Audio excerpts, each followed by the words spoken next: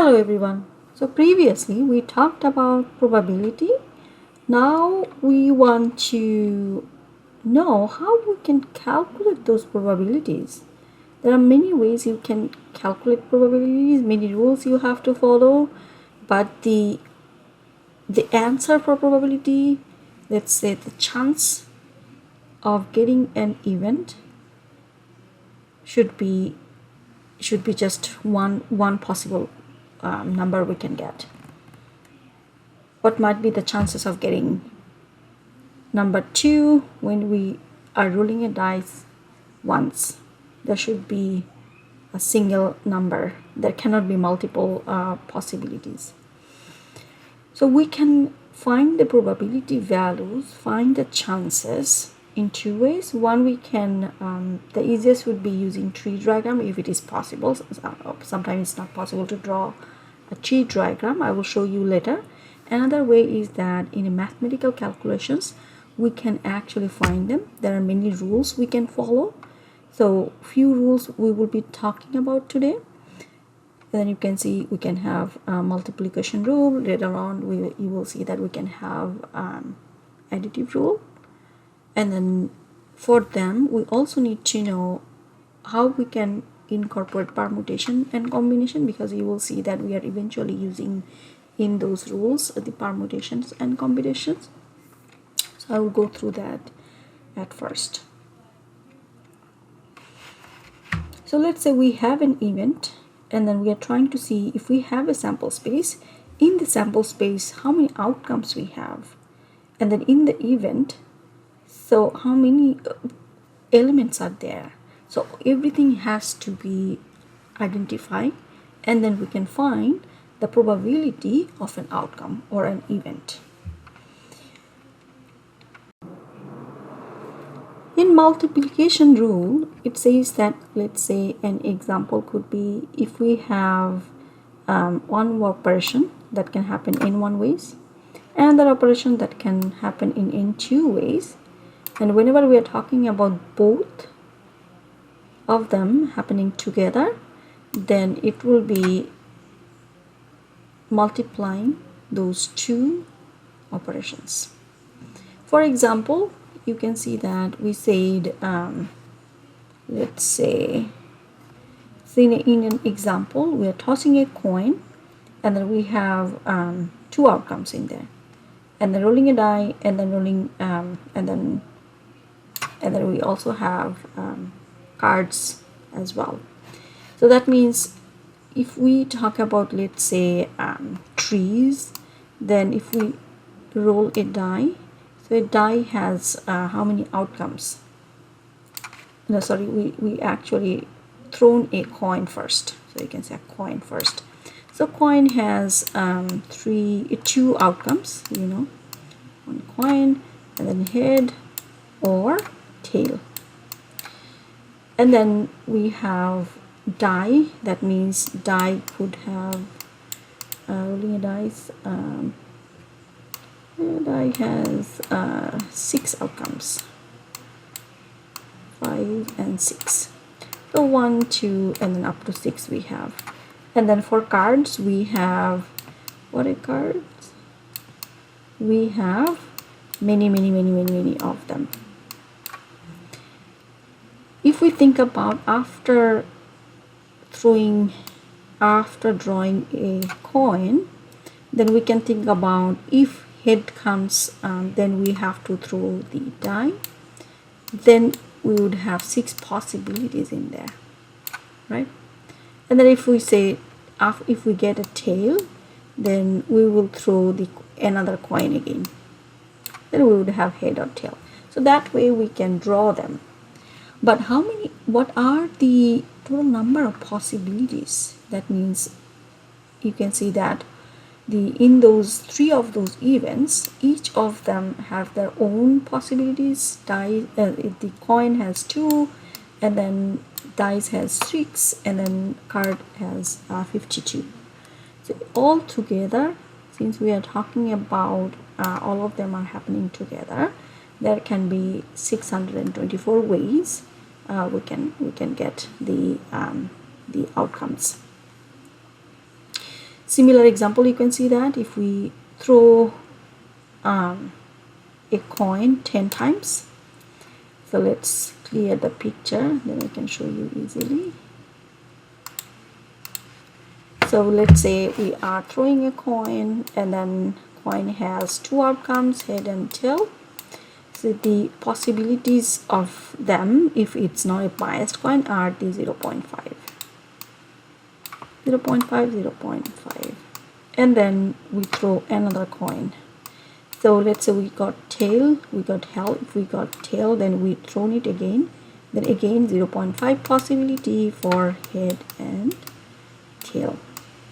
Same thing for head and tail. We have, if we thrown the coin, let's say we did not get tail, we got head, then we would have another possibility if we throw another coin, head or tail. That way it will keep going. So you can see that how many possibilities will be there if we toss 10 times.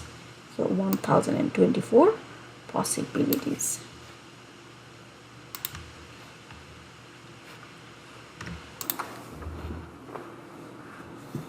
So the permutation, you will see that in permutation, order matters. So what we try to do is that in permutation, if we have any ordering, who will be doing when? Or let's say I'm ordering some books, and then which books should go first, which book should go next. There are some orders we have to maintain. So let's see, here's an example. So you will see that 3 people wants to sit together. So there are only 3 seats and 3 people will be sitting there. So let's actually draw them. That might be easier for you. So we only have 3 seats.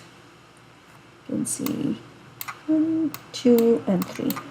3 seats, and then we have 3 people. Number 1, number 2, number 3. First person can sit anywhere, right? That means 3 possibilities the first person has. So let's say the first person is sitting here, because first person can sit anywhere, but let's say it's sitting here, but the first person has 3 possibilities. Then we have 2 seats left for the second person. Second person can sit in here or in here. So let's say second person sit over here.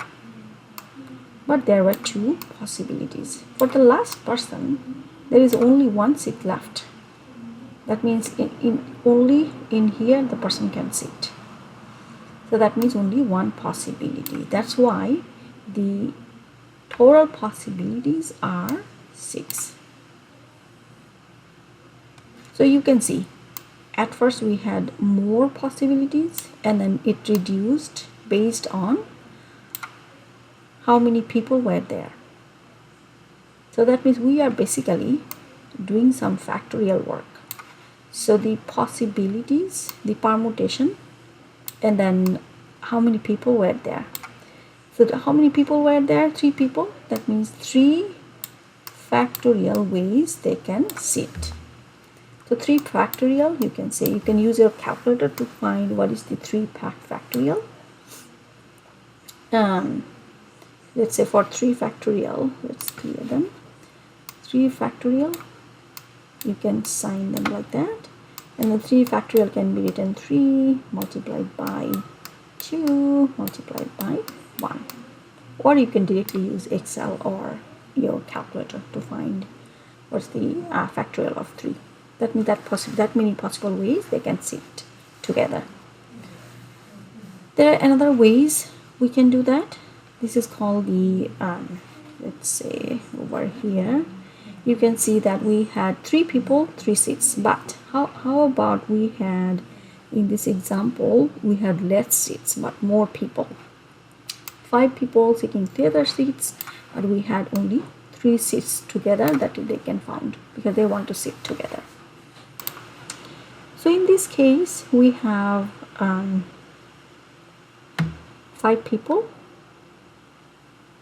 and then 5 people, and then we have only 3 seats that they can found because they want to sit together.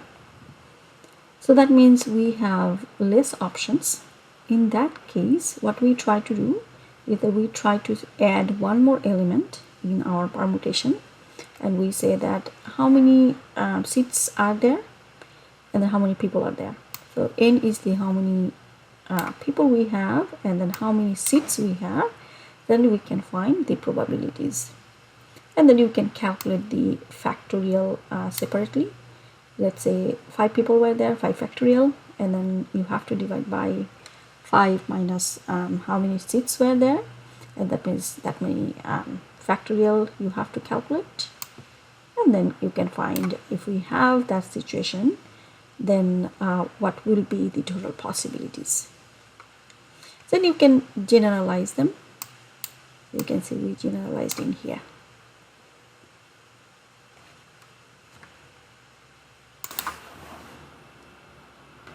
So another way or another possibilities we have is that if we say order doesn't matter. So previously you saw that they were maintaining some order, the people I talked about, but let's say if we have 2 events, so let me draw them, A and B, and then 2 events, or let's say 2 people are sitting here in A and B in this order. But let's say if order matters, then BA would be another possibility. But whenever we are saying that order doesn't matter, that means A, B, B, A, we are considering them one possibility. That means we don't need to consider just by shuffling them their places. That means we don't need to use the order. So order doesn't matter, AB or BA. Same case for if we had ABC, CBA. So that means we are not considering them. So we don't need to include them. In that case, we have to use the combination problem, and then combination of, let's say we have how many objects we are taking from how many objects. Let's say how many objects we had. We have 5 people, and then they are sitting let's say in 3 seats. 5 people, 3 seats. Then order doesn't matter, combination of them would be in this equation you can see factorial of how many people and then how many seats were there, but you have to add one more element in here than before, than permutation. That means you also have to divide by the how many seats we had. That means in this case you can see that we have the combinations will have less options. Okay, well, let's say in the textbook you will see that we have 6 species of trees, and then how many ways that we can randomly select 4 of them out of 6. Order doesn't matter. That means then you can use the combination problem, or if order matters, then you have to use permutation. There are a few examples you will see in the textbook. Try to go through all of them. So using the combination and then the permutation, you saw that we can have order. We cannot, if we ignore the orders, then we can have combination. If we have the order, then we have to consider permutation. Okay, so you will see that how we actually have seen the combination works, then the what are the possibilities, and then the options we have. Then you can go through these examples, and at the end our main objective is to find the total probability. So that means the what we are actually getting and what are the outcomes in total we have. Same thing let's say we are rolling a dice, and then we could have 6 outcomes, right? Let's draw them. Give me a second. Okay, so let's say we have we are throwing a dice, and then we can have 6 outcomes.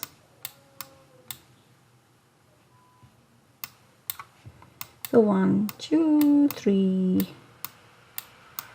6. What is the possibility if I throw a die, and then I will get number 2? So there are 6 outcomes in total. So the getting 2 would be only 1. So if I draw once, there is 1. So the total possibility in there in the sample space is 6, and then we are talking about since only 1 of them. If we are talking about 2 of them, let's say 2 and 3, what is the possibility that these two elements will occur? Then it will be 2 out of 6. If we say that how about maybe 2, 3, or 4, any of them will occur, and then it will be 3 out of 6. That means possibility will be higher if we consider more in our event. Okay, let's clear this picture. Let's talk about some properties of probability. So in the probability, if we know our sample space, let's say we have a sample space, we define our sample space, and we have an event in our sample space, event A, and then we have to follow some rules in the probability. So if we know all the elements in sample space S, then total probability would be 1. So our total probability could be 1. So that means A is the event, and then outside A is A prime. So if I sum them, the possibility that event A will occur, and then possibility that event other than event A will occur, the total probability, if we include everything in this sample space, would be always 1. Same thing for rolling a dice. Let's say 1, 2, 3, 4, 5, 6. If we include all of them, then you will see that if we include all the possibilities from those events in a sample space, then it will be 1. Each of these events, so you can see we say that each of those events would be more than or equals 0. That means it could have 0 chances, or it could have chances 1.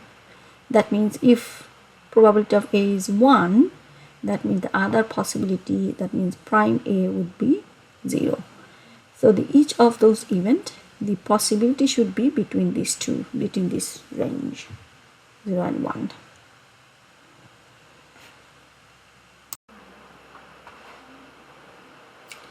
So let's talk about the additive rule.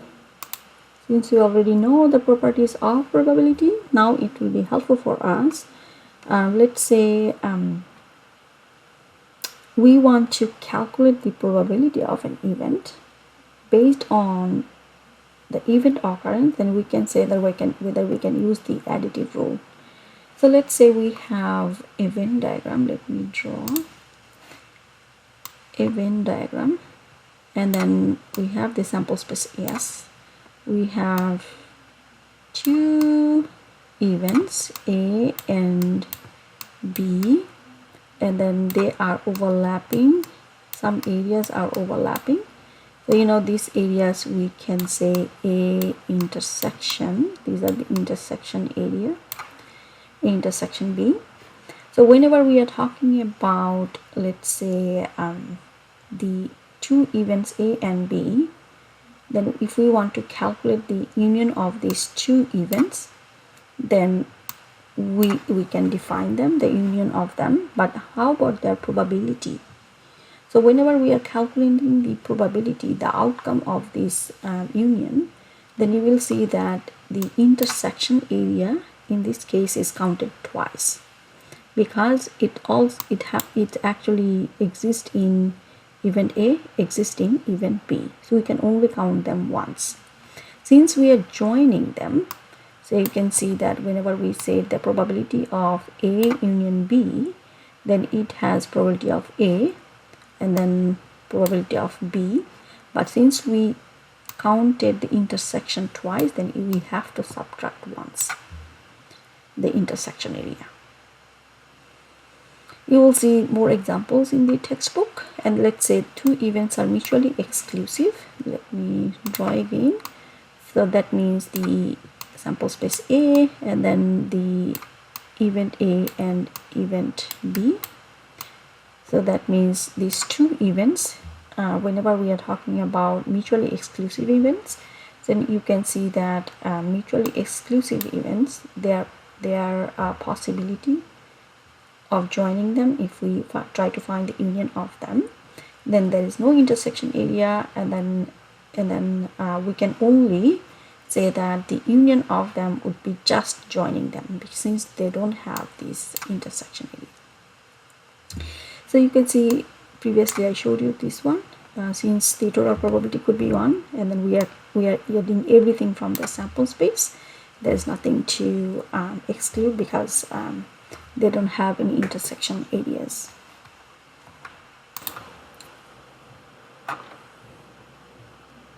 But if we have some conditions whenever we are calculating probabilities, then sometimes you will see that we are adding some conditions depending on, let's say, event B will occur if event A also occurred, or maybe event A already occurred in the previous case, and then we are drawing other elements, and then in other elements actually happened in event B. So that means event B will occur depending on whether event A also occurs, and then there is a dependencies. That means we have two events, but event B is dependent on occurrence of event A. In those cases, we say that it's actually conditional probability because it's depending on another event, and then we can say that what are the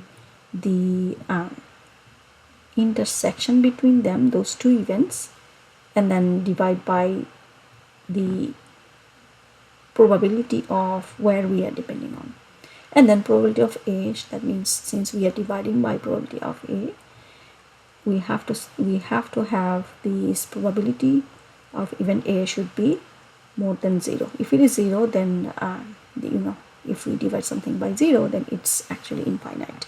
So you will find lots of examples in the textbook. I'm not going through that. I'm more interested about independence.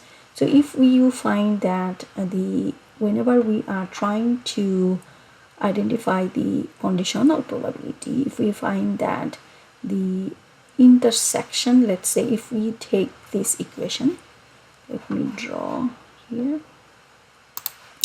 If we take this equation and then rearrange them, that means if we only keep this one here and then take it over there, in algebra, we can move elements in equation, then you will find that the probability of, let's show you here, so probability of the intersection, if we find that intersection is only the probability of A and probability of B, there is no intersection that we had in this equation. So that means they have no overlapping areas, there is no dependencies. That means we can say that two events are then independent. How you can say that? You can just find what are the intersection, and then in that intersection, if you can find that they are actually same as if you multiply them separately. And if we find them, and then probability of A, probability of B of those events, and then you can see that they are actually same. That means they were independent, those two events. So you will see that we already talked about independent and mutually exclusive events. Sometimes it's misunderstood. Then you can go through the next page. You will see that I try to give you some examples from some website that might be easier to understand, or you can read it through here. We need to understand how the base rule works. Base rule is depending on what we did in the conditional probability.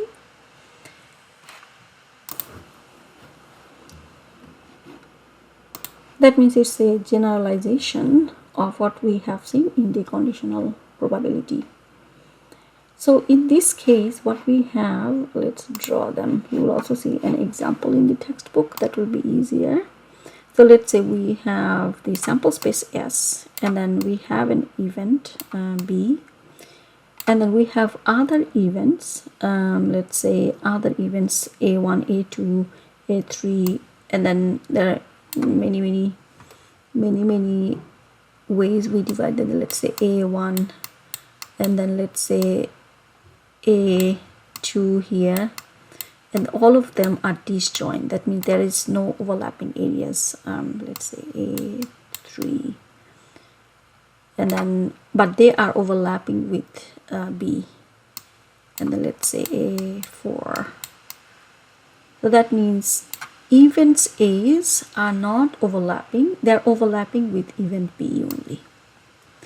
In that case, what happens is that A1, A2, AK, all of them are disjoint. Only B is overlapping with them. Then we say that what is the probability of event B? Then you have to consider all the disjoint probabilities. Similarly, this is the same equation you have seen, but since we have partitioned into the sample space into other events, then we have to include the other events as well. And let's say since we have disjoint events, and then we are saying that what's the possibility of one of those events, let's say A1 is happening, given that B also in there. That means condition on event B is happening. Then you have to consider other possibilities, other events. Then you can see that you can actually generalize them. So you can see probability of, it will be probability of A1, since we are talking about the A1 event, and then you have to multiply by probability of the events where it's overlapping. That means the conditional on A1, and then other or everything else would be considered here. Then you will see that the then you don't need to consider that probability, but everything everything else. That means the from A1 up to K, that means everything you have to consider. That means all of them will always be there, but then again, which conditional probability we are talking about, they will be on top. Then you can find the conditional probability of one of those events. Okay, so that's it for now. If you need more explanation, then drop by our office hours and then post on the discussion pages. Let us know how we can help you. So always try to draw if it is possible, and then sometimes it's easier. The base rule, if you draw some trees, that means, let's say, rolling a dice, how many possibilities? 6. Rolling a coin, how many possibilities? 2. And then which one is happening first? If rolling a coin is happening first, then you can do that. Let's say we are rolling the coins second time. That means the head and tail again, and then it could be head and tail again. you have to think about in each of those cases, whenever we are throwing them, we are getting the outcome. What are the possibilities? 0.5, 0.5, since we have two outcomes. Again 0.5, 0.5, each of them 0.5, right? So what is the possibility if I want to find probability of head? That means head came first when I drawn, and then second time it's also head. So that means I'm talking about this possibility. That means you have to multiply 0.5 by 0.5. If I say, how about the probability of head and tail head, then you have to think about the probability of head, probability of tail head. Each of them is 0.5 multiplied by 0.5, 0.5 multiplied by 0.5. Since we are talking about two of those events, then you have to add them.